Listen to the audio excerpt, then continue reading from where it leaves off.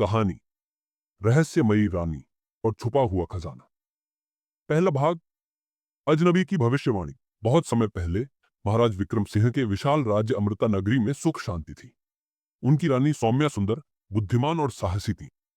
एक दिन एक रहस्यमय साधु दरबार में आया और राजा से कहा, हे महाराज, आपके महल के नीचे एक छुपा हुआ खजाना है, लेकिन उसे पाने के लिए रानी को सबसे कठिन परीक्षा से गुजरना होगा। राजा और दरबार चकित रह गए। क्या यह भविष्यवाणी सच थी? क्या सच में कोई छुपा खजाना था? दूसरा भाग, छुपे संकेतों की खोज। रानी सौम्या को यह सुनकर उत्सुकता हुई। उन्होंने महल की पुरानी दीवारों और तहखाने की जांच शुरू की। एक रात जब वे महल की सबसे पुरानी लाइब्रेरी में थीं, तो उन्हें एक प्राचीन ग्रंथ मिला। उसमें लिखा था, जिस दिन चंद्रमा रक्त वर्णी होगा, वही दिन होगा खजाने की पहली निशानी मिलने का।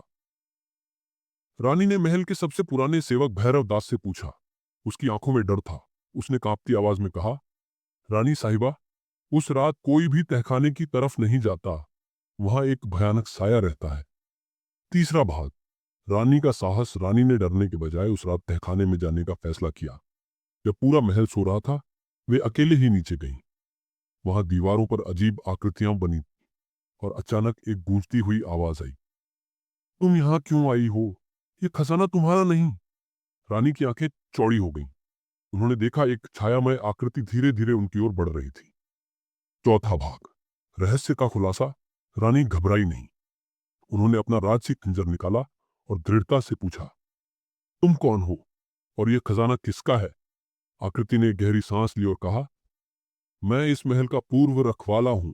यह खजाना केवल उस व्यक्ति को मिलेगा जो राज्य की भलाई के लिए इसे उपयोग करेगा।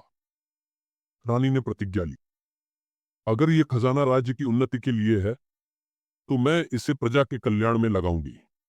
तभी दीवार के पीछे एक गुप्त द्वार खुल गया। अंदर अनगिनत सोने चांदी के सिक्के और कीमती रत्न चमक रहे थे। पांचवा भाग, अंत। लेकिन एक नई शुरुआत। रानी ने राजा को सब बताया। राजा ने वह खजाना प्रजा के लिए उपयोग करने का निश्चय किया। राज्य और भी समृद्ध हुआ। लेकिन क्या वह रहस्यमयी आकृति सचमुच चली गई, या महल में अब भी कोई रहस्य बाकी था? समाप्त, या शायद नहीं।